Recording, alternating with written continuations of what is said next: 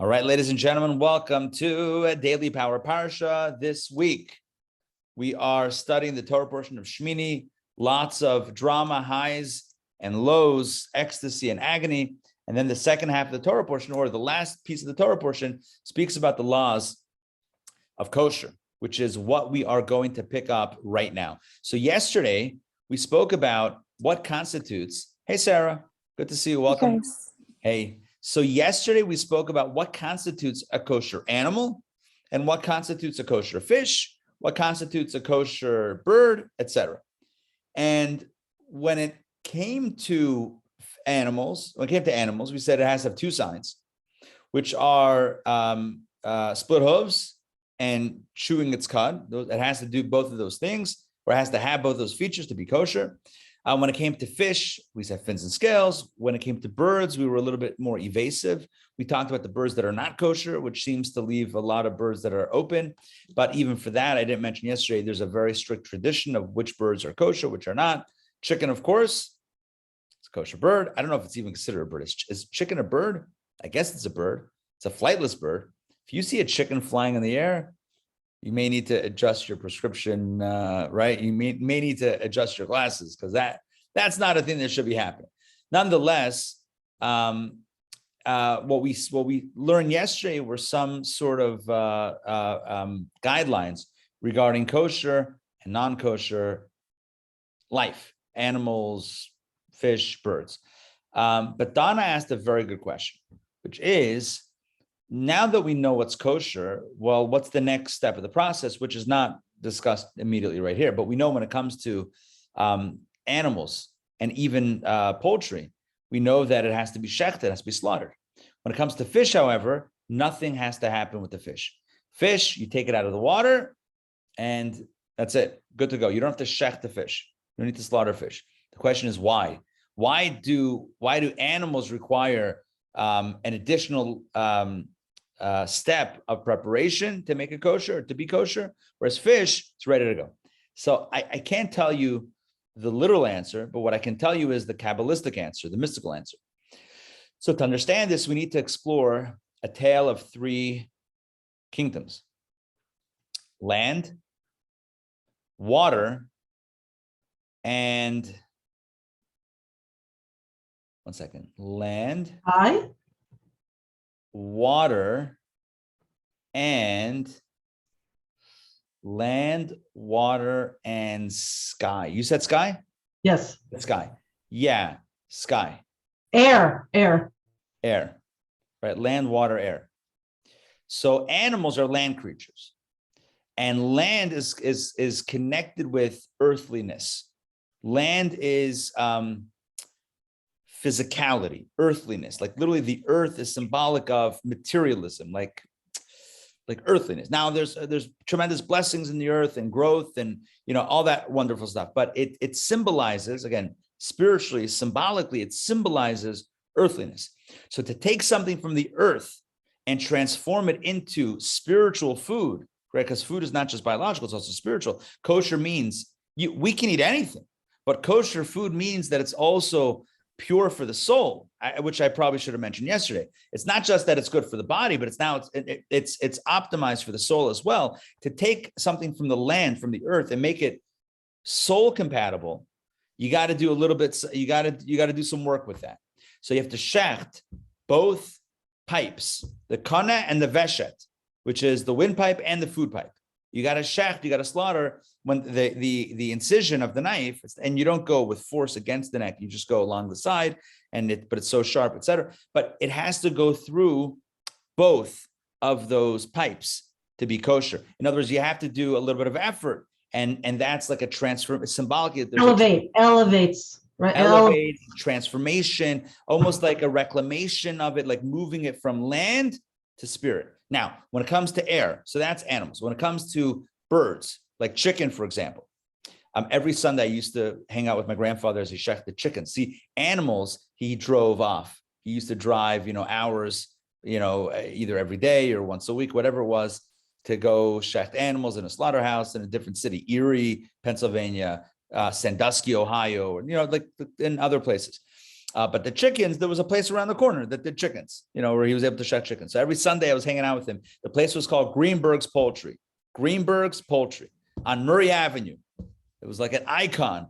You walked in there, everyone's wearing white, it was splattered with blood. I don't want to get too gory, whatever. So when you shech the chicken, it only has to cut one of the two pipes. There's less transformation, preparation, elevation, transference of energy that needs to happen because you're not dealing with a land animal. You're dealing with an air creature, right? You're not dealing with something of the earth. You're dealing with something that, let me clarify, something that sometimes is on the earth, but also is sometimes in the sky. Are you with me? Birds can also go on the ground, or they go in trees that are connected to the ground, and then they also fly. So it's a little bit, birds are a little bit here and there, a little low, a little high, a little low, a little high. So you need some sort of transference, like one more step, but it's not as severe, if you will, as a land animal. And then you have fish. Fish are in the water. Water represents spirituality. In other words, fish are already in a spiritual environment. Fish nothing has to happen to the fish. Just take the fish out and it's ready to go. Oh, you have Murray Avenue. What do you have? What is The Facebook's page for Murray? No. That's what it kosher. No. That's the kosher, like the quality kosher gourmet that we have here, like the little kosher. Okay. That's that over there. I was just excited because my father's name's Murray, and I just never heard of a street being named Murray. You heard Murray Avenue, and I was speaking your language already. I got it. But no, this was Greenberg's, like Greenberg's Poultry. But anyway, back to the story. So that which needs to be brought all the way over from the physical to spiritual, you got to do a lot of work. You got to shecht it, both pipes. The bird that's here and there, it fluctuates between earth and sky. You need to do a little bit. Then you have the fish that are totally in a spiritual environment. Fish, you just need to take them out of the water and it's good to go. In Kabbalah, it refers to the three souls. There's the animal soul, there's the godly soul, and there's the intellectual soul. And if I were to line it up in the right order, it would be animal soul, intellectual soul, godly soul. The animal soul is like an animal. You need to do a lot of work to get that over on the good side. The intellectual soul, right, is a little here, a little there. It's like the birds. It's like it's grounded, but it can also be philosophical, but there could be ego, it could be self-serving. It's like our basic state, our neutral state, pretty much. It's right? neutral, so it's here and there, right?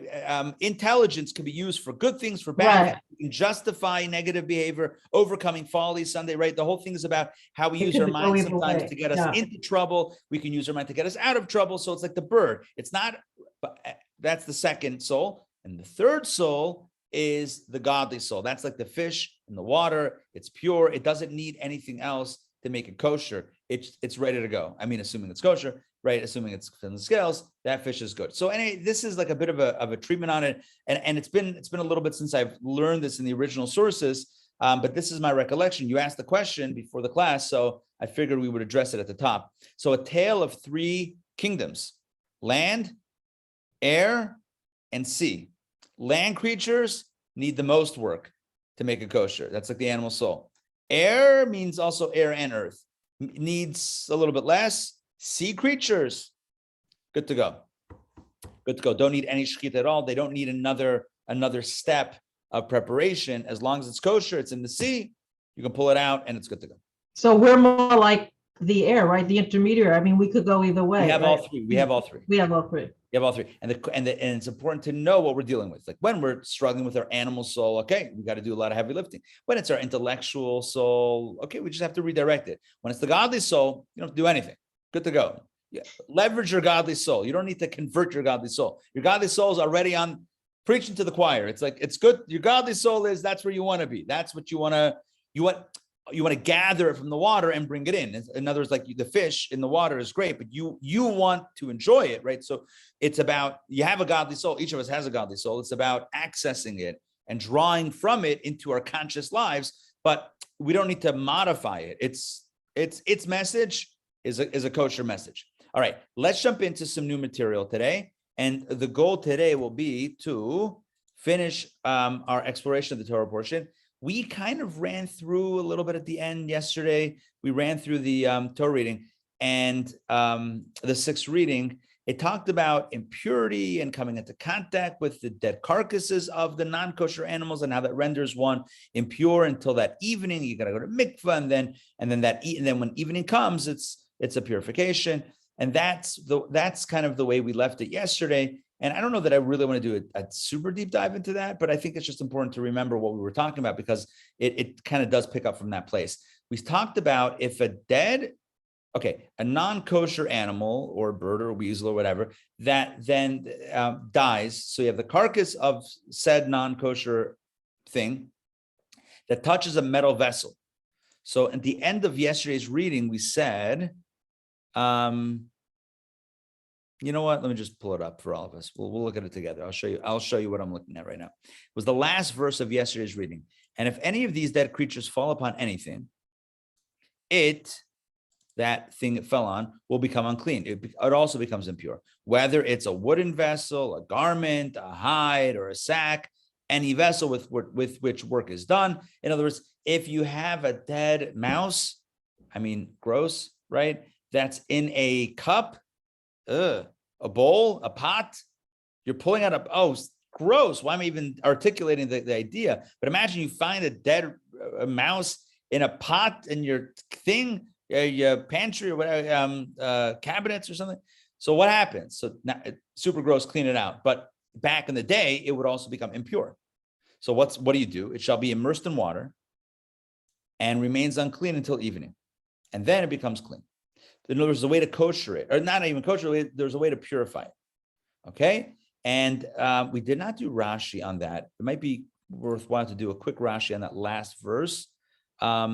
Immersed in water, Rashi says, even after immersion, it remains unclean until the sun sets. Okay, now we're ready for reading number 7. But Leviticus chapter 11, verse 33, but any earthenware vessel into whose interior any of them falls. Now we're not talking about metal or glass or, leather or earthenware, right? Earthenware, clay, pottery, china, all these things, earthenware vessel.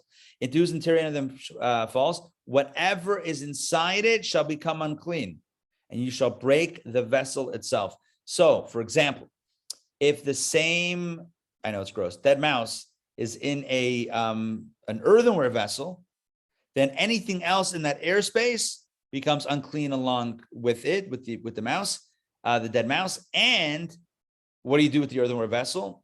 You can't purify it. You can't purify it. You have to break the vessel itself. Why do you have to break the vessel? So Rashi explains like this. This teaches us that an earthenware vessel cannot be purified in a mikvah. You can't just dip it in the mikvah and it becomes pure. Consequently, if you wish to use it, you must break it so that it cannot be used for its original use. So you can use the shards for something. If you break it, you can then, I don't know, what would you use broken clay for? An art project or something. You can't use it as that bowl or pot anymore. You have to break it. And once you break it, it loses its identity. And then whatever happens after that. So, but it's interesting. It's like we find by earthenware vessels, you can't kosher it.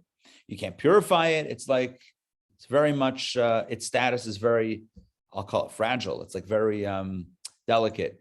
Okay, back inside. Let's continue with I'll toggle Rashi off, verse 34.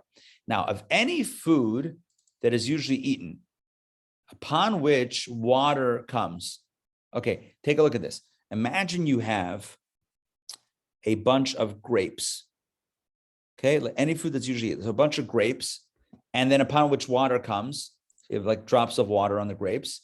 So that will become unclean if it comes in contact with something impure. It can become impure, and any beverage that is usually drunk, which is in any vessel, shall become unclean as well. Now, it doesn't become unclean magically. I know the Torah seems to indicate, it just becomes unclean. You have grapes and water falls on it. Now you're toast. No, that's not what it's saying.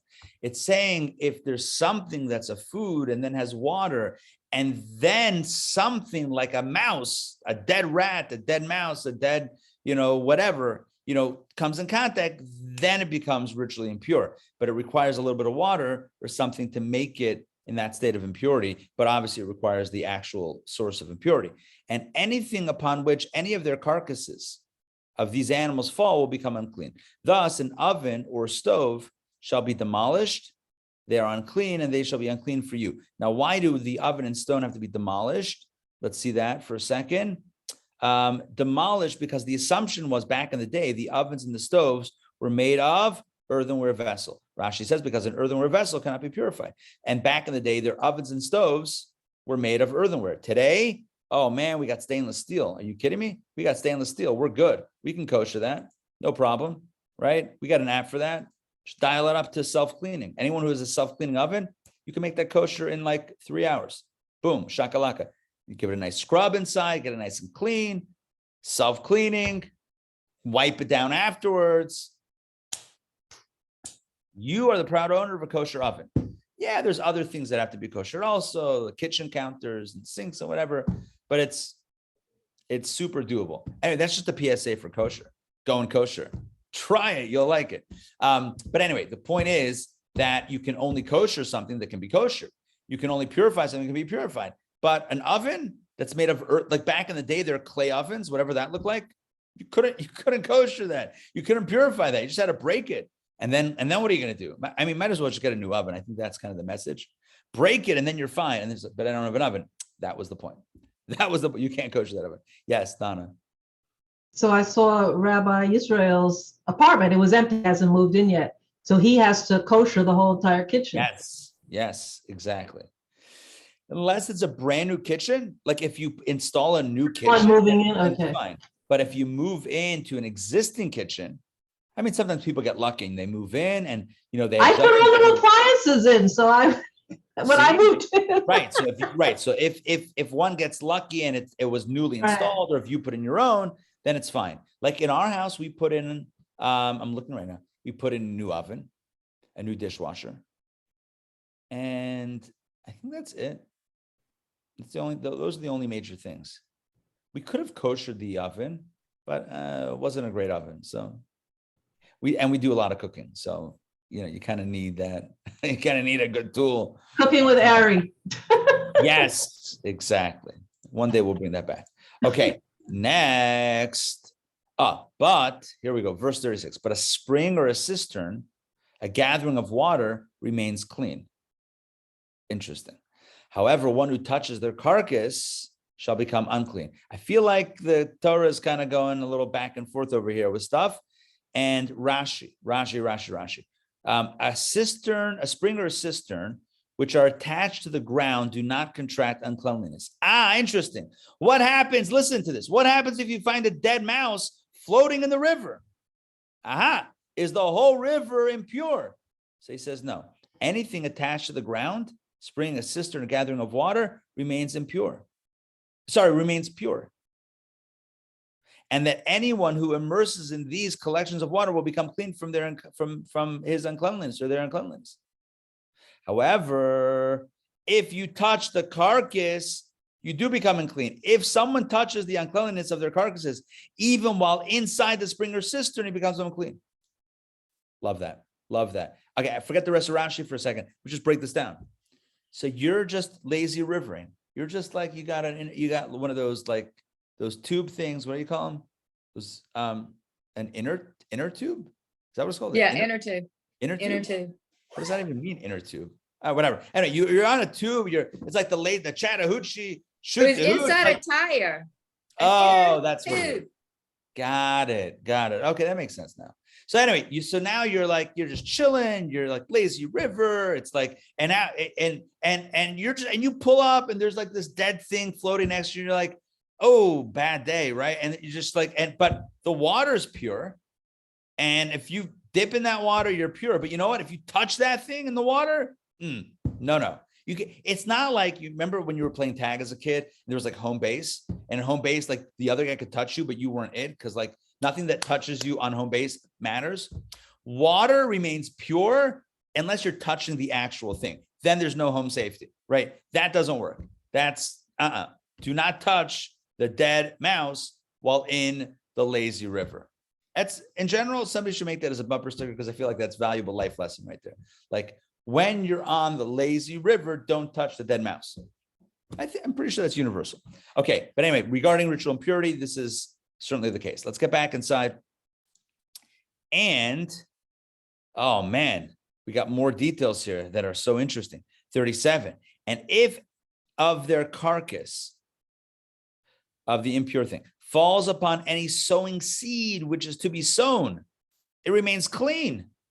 Look at that. If you have a seed, right? A seed that is about to be planted, the seed remains clean. But, oh, whoa, 1 second. If water is put upon seeds, again, water is the magical ingredient here that renders something, that makes it liable to become pure. If water is put on the seeds and then any of their carcass falls on them, then they are unclean for you. So water is what makes it, in halachic terms, it creates the hechsher. Hechsher usually means kosher certification, but it really means prepared or fit. Fit is better. It makes it fit, not to eat, but fit to become impure, liable to become impure. Water makes it liable. So if it's dry seed, like seed, like a planting seed, dry seed, and a dead carcass of an impure animal falls upon it, doesn't mess it up. But if that seed got wet, if it was watered at any point in time, got a problem. All right, now, next, 39. And if an animal that you normally eat dies, so that means a kosher animal. Until now, we've been talking about non-kosher animals and things. Now a kosher animal. If a kosher animal dies, one who touches its carcass shall be unclean until evening. Now, that sounds pretty similar to the law of non-kosher animals. Rashi explains, if you touch its carcass, but not its bones or its sinews, nor its horns, hooves, or hide, unless they're attached to the carcass. If a horn, very interesting law. Take a look. And my friends, this is more practical than you think. Look what he says. A horn that is detached from the carcass of the animal remains pure. It does not render you impure. In other words, only one who touches the carcass, but not the horn, if it's disconnected, which means, you guys ready for me on this? On Rosh Hashanah, when you hold a shofar, you know what a shofar is? It's a ram's horn. Here's a simple question. Before we would have just studied this Rashi, before today's conversation, if I would ask you the question, dead carcass of an animal, pure or impure? I think it's impure. Okay, a piece of an animal, pure or impure? Impure. What about a horn? Impure. What about a shofar? Every time you hold a shofar on Rosh Hashanah, you become impure? No. Why not? Because the Torah says, here's the verse. If you want to know why you can handle a shofar in Rosh Hashanah and not become impure, we got it right here. Torah says when it comes to a kosher animal, it's only if you touch the carcass of the animal that you become impure, but not a piece of the animal like the horn, etc., that was cut off already prior to you touching it. So you can handle the shofar, you can sound the shofar, you can do the mitzvah, and you remain in a state of purity. Okay, that is that. Next, verse 40. And one who eats of its carcass shall immerse his garments, and he shall be unclean until evening. And one who carries its carcass shall immerse his garments, and he shall be unclean until evening. And you might ask, why are you eating of its carcass? That's a valid question. We're talking about a kosher animal, not a kosher animal. Is eating of its carcass like grilling a steak? Is that what we're talking about? So Rashi, let's see Rashi. Give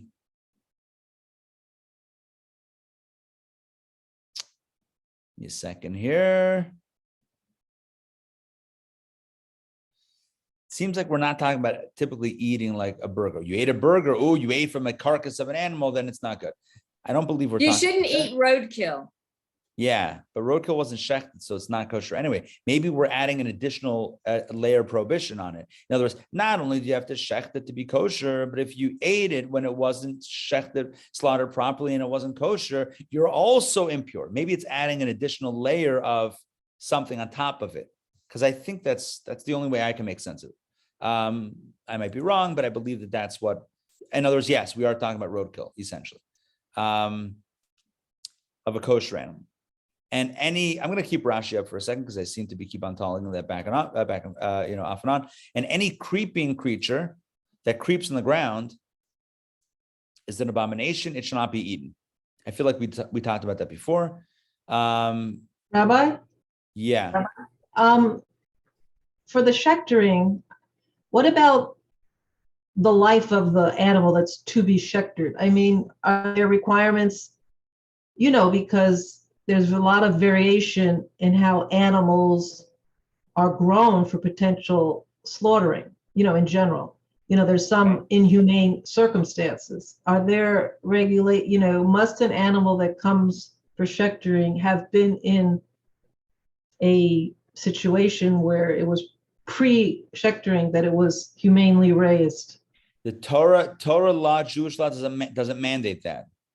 Now, are you asking from an ethical perspective? I would say for sure. You're asking from a legal perspective. I think the Torah assumes that we're not mistreating animals because there are dozens of prohibitions against mistreating animals before that.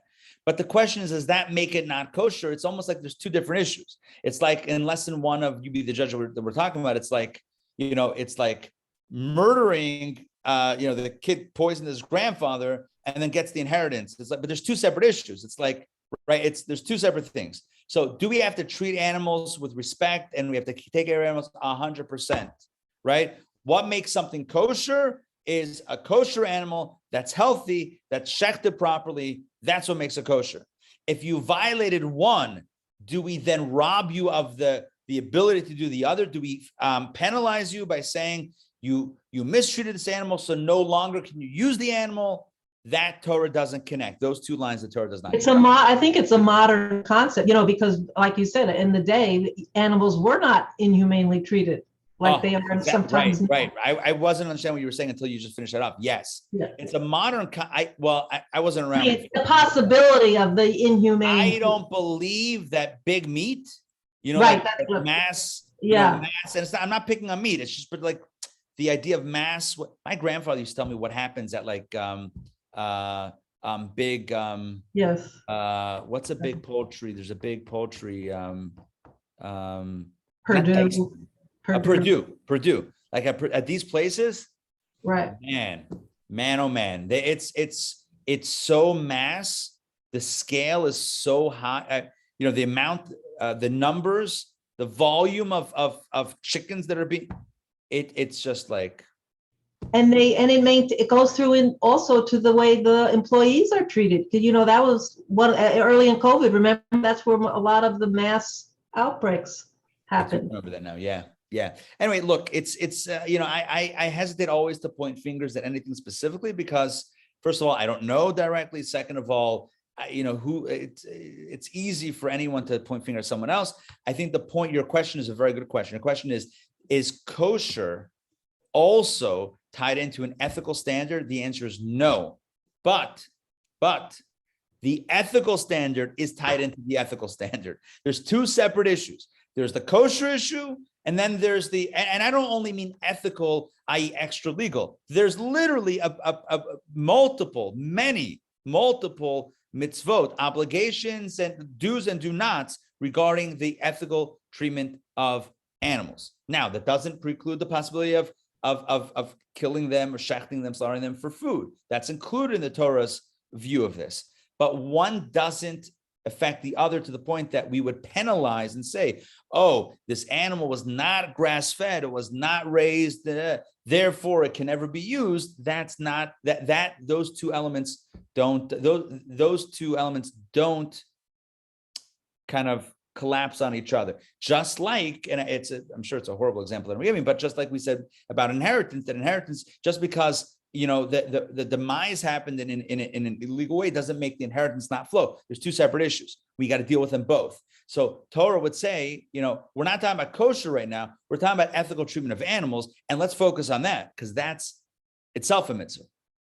The kosher is kosher, and I know today you have some kosher certifying organizations that are trying to make it their standard that if they certify it as kosher, it's also going to have been raised ethically. They're going to go down to the farms, not only to the slaughterhouse, but which is where typically things are certified at that point, but they're going to go down to the farms and see where the animals are coming from and how they're being treated on the farm already. And that's, I would say, a wonderful thing. But I still think it's important. That's a wonderful thing because it's a wonderful thing. But I still think it's important to recognize that kosher means one thing and kosher treatment of animals means another thing.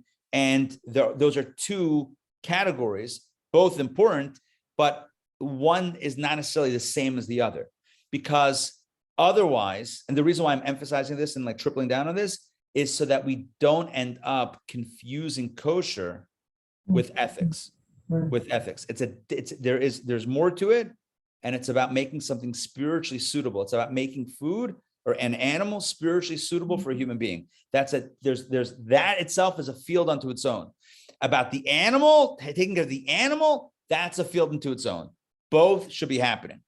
But the idea of kosher food, making food kosher or preparing it in a kosher way, that's about transforming an animal with an animal soul, literally an animal soul, into spiritually compatible food for a human being. That's a different approach. If we just make it about the former, if we say, what kosher is about taking care of animals, but then we're missing out on that second piece. I know, I just thought of, from what you were saying, right.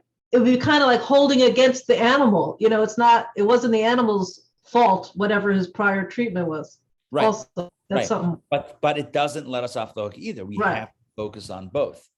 And I still think the biggest challenge we have is that we don't live with animals. I don't. In other words, like if you live with an animal, you're going to take care of animals. It's only when you're like disconnected, I feel that we become a little bit callous. Someone who was a pet owner, right? Someone who's a pet owner couldn't imagine, God forbid. I mean, exceptions are exceptions, but the normal situation couldn't imagine, God forbid, doing anything to harm. There's a sensitivity, a natural sensitivity of living with that animal. Back in the day, people lived on farms and had animals. And even today, people do that. I get that. But us city slickers, right? I don't think, some people have like goats and chickens or, in the neighborhood, but it's not the norm necessarily. I think that does us a disservice because I think there is a lack of sensitivity. But I also know that, with that sensitivity doesn't preclude, at least within Judaism, the idea of preparing it for kosher food. In fact, as we've explained many times based on Kabbalah and Judaism, is that it's the ultimate elevation for the animal to rise out of the state of animal into the state of human and then to the state of divine, which it could not rise without having been integrated within another form of life, which is really what happens anyway to all forms of life. Everything becomes integrated, reintegrated, right? Life comes from the earth, it returns to the earth. The mineral feeds the vegetable feeds the animal. And in this context, in this belief, the animal feeds the human, and the human feeds God, so to speak, by doing what God wants, expending energy to that end. Okay, let's jump back inside and see where we're up to. Creeping creature that creeps. So we said any creeping creature that creeps in the ground is an abomination, should not be eaten. Rashi says this comes to exclude mites. Oh man, am I reading this? Seems a little gross. Mites found in chickpeas and in beans, and the pea beetles found in lentils, since they did not creep on the ground but within the food. So you can eat that. Rashi, I love you, man. Rashi saying the only exclusion are creeping creatures that creep on the ground. But if it was born almost in the food, then it's not prohibited. However, when they exit into the air and creep, they become prohibited. Oh, there you go. All right, let's move on. It shall not be eaten. This comes to render guilty someone who feeds a person with the flesh of a creeping animal, just as he would have eaten it himself. Fine. Okay, next. Any creature that goes on its belly, any creature that walks on four legs, to any creature that has many legs, like a centipede. Among all creeping creatures that creep on the ground, you shall not eat. They're an abomination. Okay, Rashi talks about earthworms. He talks about scorpions. He talks about beetles called escargot in French. Escargot? Is that a thing? Escargot. The beetle is called escargot. Escargots called snails. Snail, yeah. No. This is something else. It's the beetle called escargot. Escargot. I never heard of it. No. I'm not an expert in beetles in Old French. Anyway, but Rashi certainly is. Creature that has many legs, and yes, I called it. It's the centipede. As I recall that refers to the centipede, called centipede in French. Oh wow! In Hebrew, he goes Centipede. Okay, centipede. Next, 43. You shall not make yourselves abominable with any creeping creature that creeps. You shall not defile yourselves with them, and that you should become unclean through them. What does it mean? Don't become abominable with them by eating them. Rashi says. Rabbi, what is abominable in Hebrew? What's the word? Shekets. Is it just as, I don't know, every time I see this word abominable, I don't know, it's a little shocking. Is it just as shocking in Hebrew? Yeah, it means it's not only forbidden, it's a little bit on the gross side. There's almost like a judgment in that. It's not only like let it go, but it's kind of like, ooh, it's abominable. Like don't go there. It's next level, not good. Yeah, Is that the same? There is a little bit of a ratcheted up kind of sense to that. I agree with you. God says, oof, look at this one. God says, if you defile yourselves through these creatures on earth, I too will defile you in the world to come and in the heavenly academy. There you go. The Talmud sets out a threat, quoting God. If you defile yourselves here, watch out. Okay. All right. We gotta soften up the Talmudic scholars. We got to teach them a little Chassidus and Kabbalah and get it going. I'm kidding. But I'm sure there's a context there that, if we looked into it, we would see a little bit more information. All right, let's continue. Verse 44. For I am the Lord your God, and you shall sanctify yourselves and be holy. Here you go. As we wrap this up, sanctify yourselves and be holy. Why? God says, because I am holy. And you shall not defile yourselves. And you know what, Joy? I think you're right. Look at this. You shall sanctify yourselves. Make sure you eat what's good. Because you know what? I'm holy. I also watch what I eat. You watch what you eat. I watch what I eat. I told you my diet. I'm very specific. God says, I'm very specific about my diet. You also should. And you shall not defile yourselves to any creeping creature that crawls on the ground. Hey, I don't want that either on my altar. Do not bring that stuff in. Do not bring beetles and centipedes and bugs and rats and mice and all that stuff into my house. Like, keep that out. And you know what? You also have a good diet. Have a clean diet. I'm pretty sure that's straight up what it's saying over here. If we read into it a little bit. Rashi says, just as I am holy, for I am the Lord your God, so too you shall make yourselves holy. Sanctify yourselves below on earth. Okay, let's continue. For I am the Lord who has brought you up from the land of Egypt. Oh, he pulls the Egypt card. Yeah. Why should you be holy? What? Because I took you out of Egypt. It's the parent. I brought you into this world. Right? I took you out of Egypt to be your God. Thus you shall be holy because I am holy. Look what Rashi says. Literally this. I am the Lord who brought you up on the condition that you accept my commandments. Why do you think I took you out? Just so you should eat a centipede? Are you kidding me? I took you out of Egypt so that you should eat centipedes? Not happening, brother. Not happening. Seriously now. Drop the centipede. Let it go. Another explanation. Oh, look at this.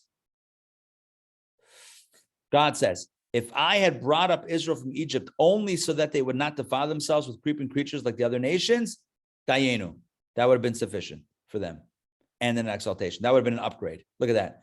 If this is the only thing you get by not being in Egypt, right? Egypt, the implication is they would eat anything, right? In Egypt, they didn't care what they ate. If the only thing is that now you're more discerning about what you eat, that's enough. That already puts you on a different level. That's kind of cool.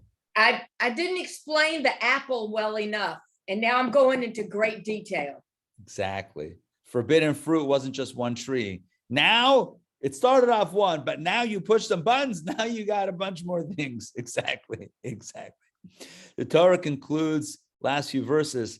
You could already tell it's like the wine, like kind of wrapping it up. This is the law regarding animals, birds, all living creatures that move in the water, and all creatures that creep on the ground, to distinguish. These are the laws of to distinguish between the unclean and the clean, and between the animal that may be eaten and the animal that may not be eaten. Rashi says, This is why they cannot invent a better mousetrap. Because the simple, cheap one, you pick the whole damn thing up and throw it away. That's right. But the expensive one, you can't keep it. Yeah.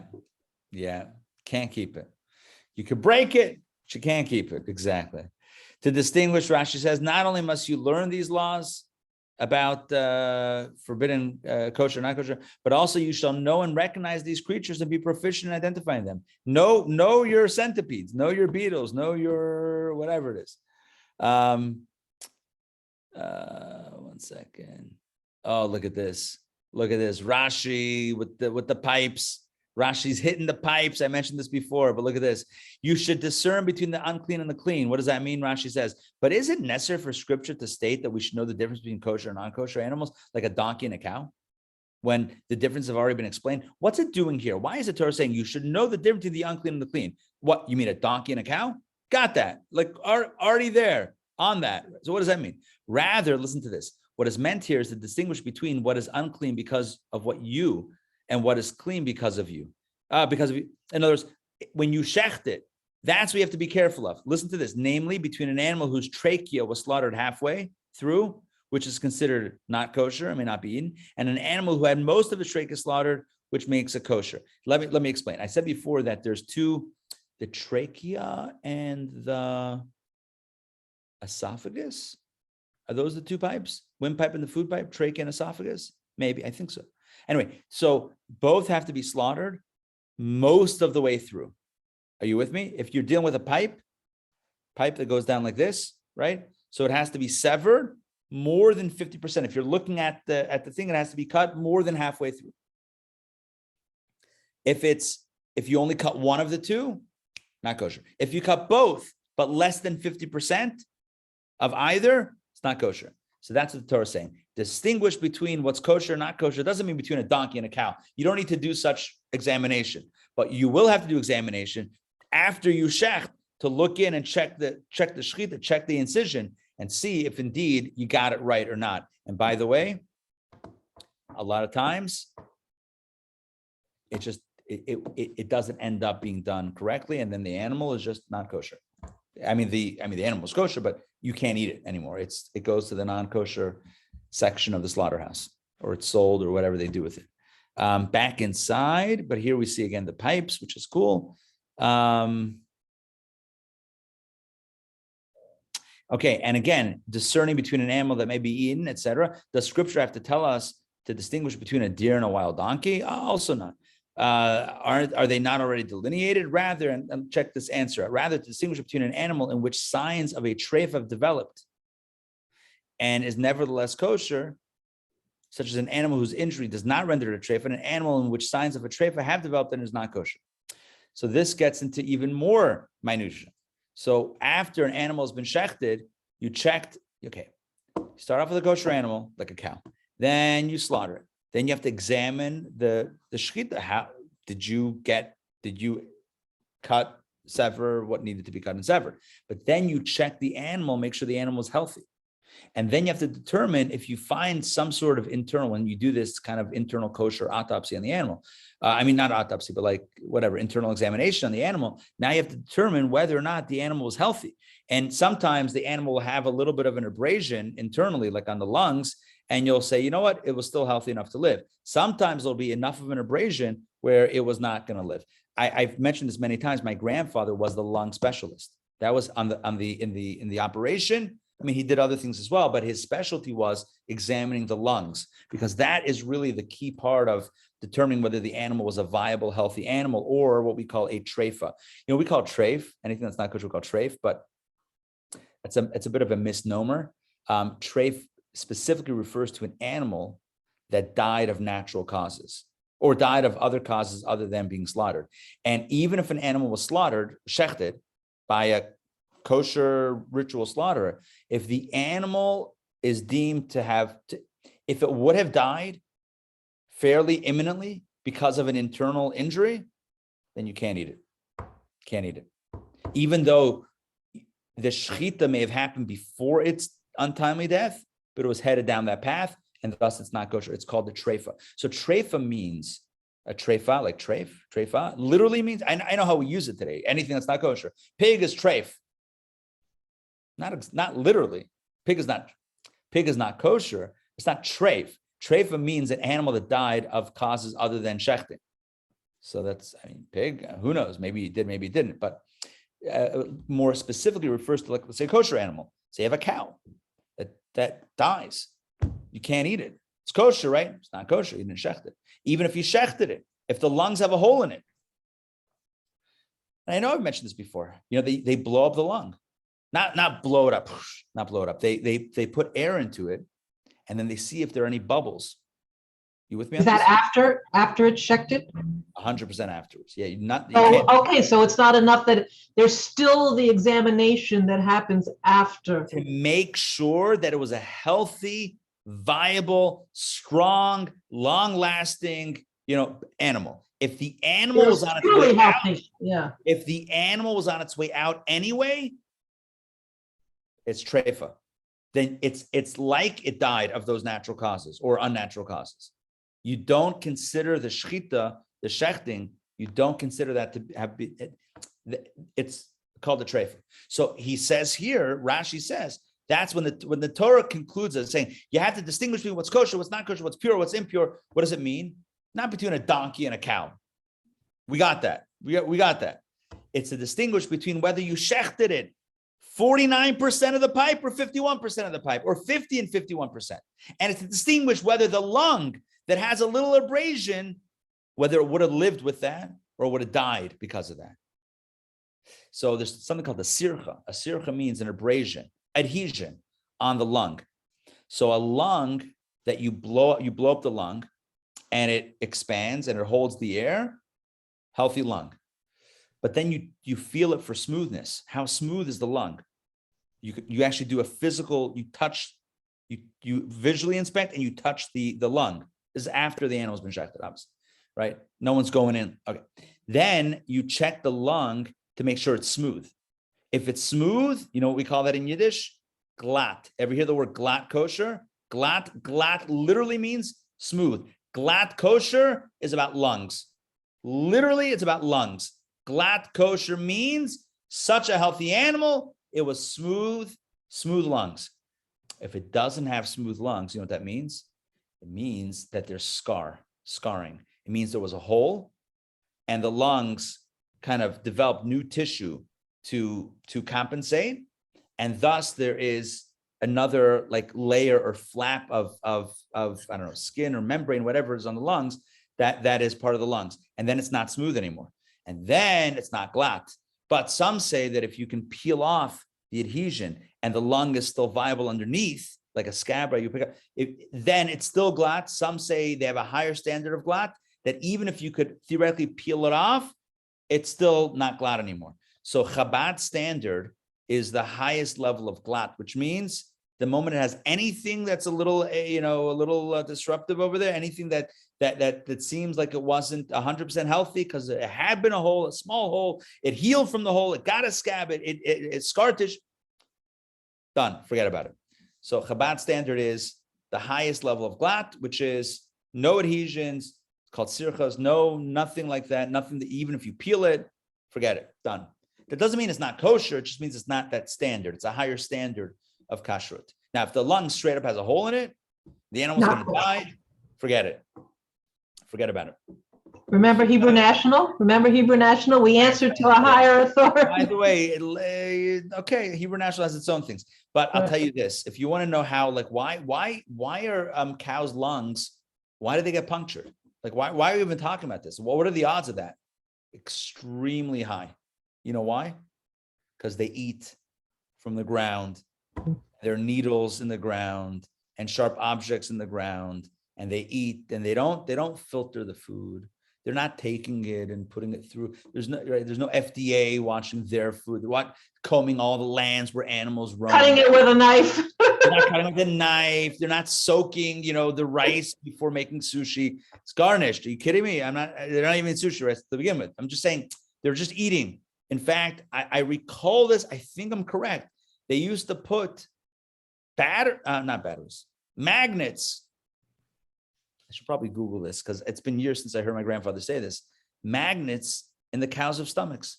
Magnets in, let me just double check cows' stomach. So they could attract them back?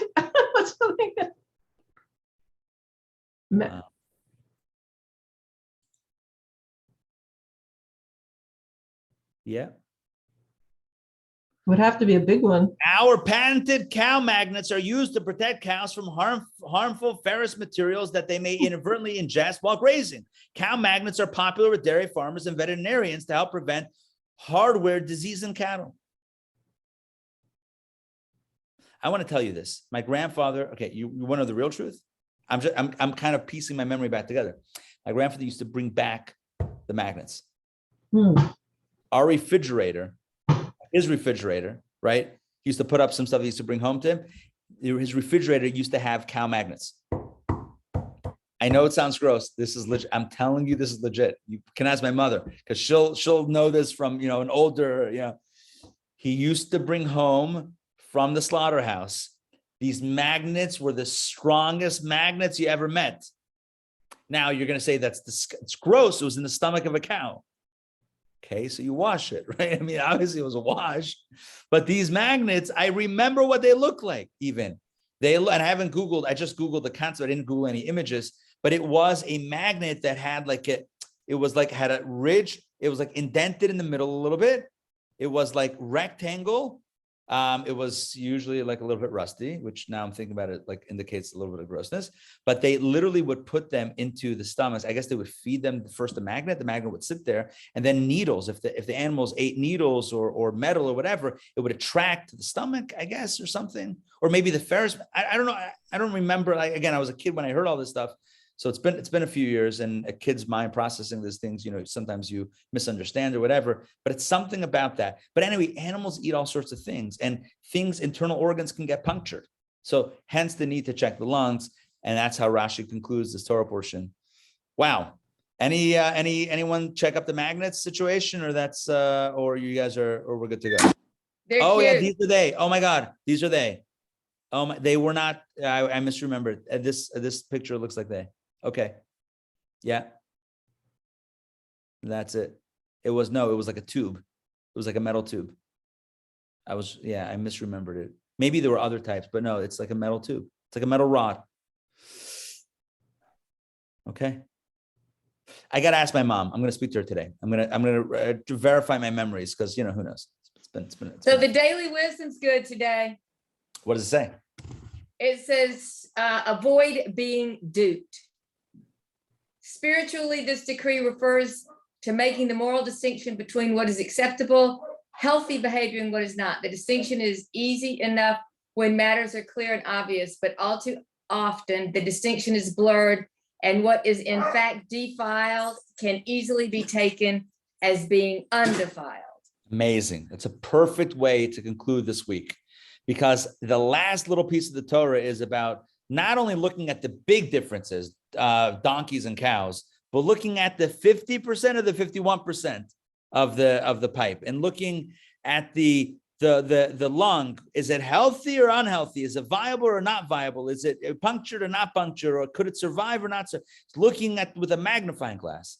And in our lives, we also have discernments to make, not between the big things. Hopefully that we've already figured out to some extent, but it's about the subtle things. It's almost like when we have to make those choices between, this mitzvah or that mitzvah, or this, I could go about it this way or that way. And, and it's very subtle. It's not easy. The easy stuff still takes courage. I say easy stuff. The stuff that's black and white, it still takes courage. But imagine when it's not so black and white, then it becomes really challenging. So I guess that's the message, that we should discern and we should work at this. And with God's help, we get it right. All right. Thank you for joining me this week for DPP. It's been a wild run. Again, highs and lows, and then food. But I do think that we have a lot of strong themes here, especially regarding not everything, the core idea that not everything that we see do we need to run after. Not everything that looks good should be ingested. And sometimes we're going to need a bit of a magnifying glass to figure out what's okay and what's not okay. All right. We'll see you all next week. Have a good Shabbos. Have an inspiring Shabbos. Sunday morning is Kabbalah and coffee, as usual. Sunday morning, we also have a special event on Zoom, which means that you can have 2 tabs open, 2 devices, double dip if you wish. Are you going to be in both? Are you going to? I'm not going to be there live. I'm not going to be there live. He's going to be broadcasting live from another Chabad. So we're just making the option available for our community to join into that broadcast. But our class is still going to go on. Yeah. All right. Good to see you all. Good Shabbos. Take care. Joy and Donna and Sarah. Take care, everybody. Shabbos.